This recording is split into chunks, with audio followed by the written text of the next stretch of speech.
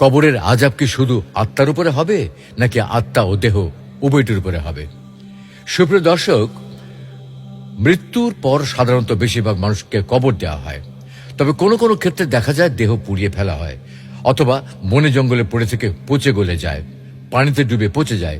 সবচেয়ে বড় কথা হলো কবর দিলেও একসময় তা ঠিকই পচে গলে মাটিতে মিশে যায়। তাই আমাদের মনে প্রশ্ন জাগে, কবরের আযাব কি শুধু আত্মার উপরে হয় নাকি আত্মা ও দেহ উভয়টির উপরে হয়? শুধু আত্মার উপর হওয়াটা তো বোধগম্য, কিন্তু আত্মা ও দেহ উভয়টির উপর হওয়াটা বোধগম্য নয়।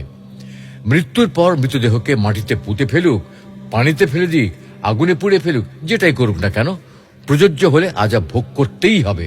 কারণ পাপ পুণ্যের হিসাব, শাস্তির হিসাব কোনোটাই ওই মৃতদেহে নেই। সেই হিসাব আল্লাহ সংরক্ষণ করেছেন। তাই মৃতদেহ নষ্ট হলে কিচ্ছুই যায় আসে না। মৃত আত্মাকে অবশ্যই আযাব ভোগ করতে হবে। আত্মা বা রূহ আল্লাহর নির্দেশ মাত্র, সেটা অক্ষত থাকে। সুতরাং তারপর শাস্তির বিষয়টি পরিষ্কার। ঘুমন্ত ব্যক্তি স্বপ্নে যত আঘাত বা কষ্ট পায় সবই রুহের উপর দিয়ে হয়, দেহের উপরে নয়। তারপরেও দেখা যায় মানুষ তাতে কষ্ট পায়, যন্ত্রণা ভোগ করে, কখনো ঘামে তার শরীর ভিজে যায়। তাই আত্মার শাস্তি অনুভব একটি স্বাভাবিক বোধগম্য বিষয়। বিস্তারিত জানতে ইসলাম অ্যান্ড লাইফ চ্যানেলটি ভিজিট করুন।